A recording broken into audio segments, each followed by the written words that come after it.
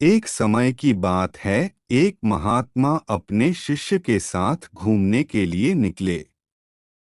महात्मा को इधर उधर की बातें करना बिल्कुल भी पसंद नहीं था। कम बोलना और शांत रहकर अपने काम से काम रखना महात्मा को पसंद था, लेकिन उनका शिष्य बड़ा बातूनी था। वह सारा दिन इधर उधर की बातें ही किया करता था और दूसरों की बातों में उसे बहुत आनंद आता था। चलते चलते जब महात्मा और उनका शिष्य एक तालाब के पास से गुजर रहे थे, तो उन्होंने वहां एक मछुआरे को पानी में जाल डाले मछली पकड़ते हुए देखा। शिष्य को यह बात बहुत बुरी लगी और वह मछुआरे को अहिंसा परमो धर्म का उपदेश देने लगा, लेकिन मछुआरा उसकी कोई बात समझने को तैयार नहीं हुआ। पहले मछुआरा शिष्य की बात को टालता रहा, लेकिन जब शिष्य उसकी बात नहीं माना तो दोनों के बीच में लड़ाई झगड़ा शुरू हो गया।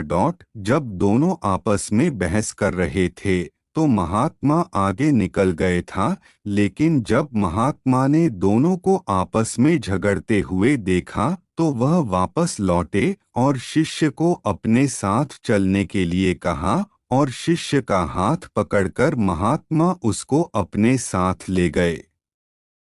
महात्मा ने शिष्य को कहा, बेटा, हमारा काम तो सिर्फ समझाना है, लेकिन भगवान ने हमें सजा देने के लिए धरती पर नहीं भेजा है। शिष्य ने कहा, गुरुजी, हमारे राजा को इस तरह के लोगों के बारे में पता है जो इस तरह के बुरे कार्य करते हैं, और ना ही वह इनको दंड देते हैं। आखिर इस तरह के लोगों को सजा कौन देगा?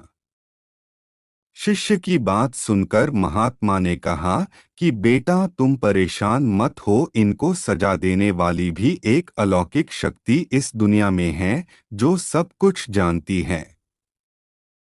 भगवान की नज़र सबके ऊपर है और वह सबके कर्मों का हिसाब रखते हैं, इसलिए तुम अभी चलो, तुम्हारा उससे झगड़ा करने का कोई फायदा नहीं है। शिष्य गुरु जी की बात सुनकर संतुष्ट हो गया और उनके साथ चल दिया।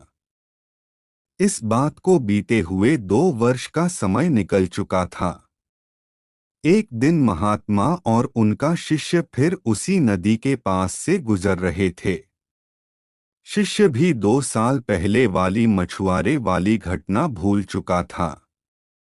वहां उन्होंने एक घायल सांप को देखा जो बहुत परेशानी में था। उस सांप को हजारों चींटियां नोच नोच कर खा रही थी। शिष्य ने यह दृश्य देखा तो उसका दिल करुणा से भर गया, उससे यह सब देखा नहीं गया।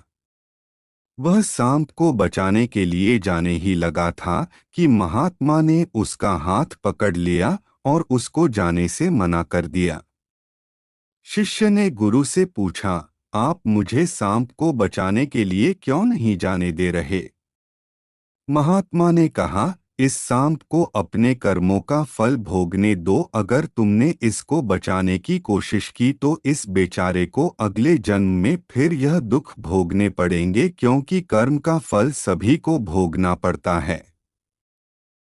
शिष्य ने महात्मा से पूछा कि गुरु जी, इसमें ऐसा कौन सा कर्म किया है जो यह इतना भयंकर कष्ट भोग रहा है?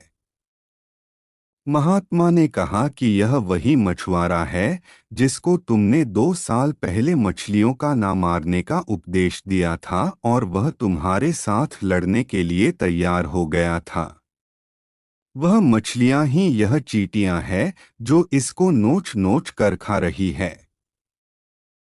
शिष्य महात्मा की बात सुनकर हैरान हो गया और उसने महात्मा से पूछा कि गुरुजी, यह तो बड़ा ही अजीब सा न्याय है। महात्मा ने कहा, बेटा, इस दुनिया में है स्वर्ग और नरक के सारे दृश्य मौजूद हैं।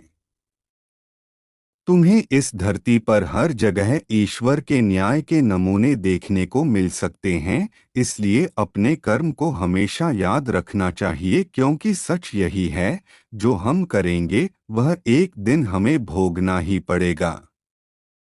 महात्मा ने कहा कि हमारे जीवन का हर पल बहुत ही कीमती है, इसलिए इस जीवन को बुरे कर्म करके बर्बाद नहीं करना चाहिए। शिष्य को गुरुजी की बात समझ में आ गई। शिक्षा। दोस्तों, यदि हम अपने जीवन में बहुत ज्यादा अच्छे कर्म करते हैं तो उसी के फलस्वरूप भगवान हमारे साथ न्याय करेंगे। Thank you.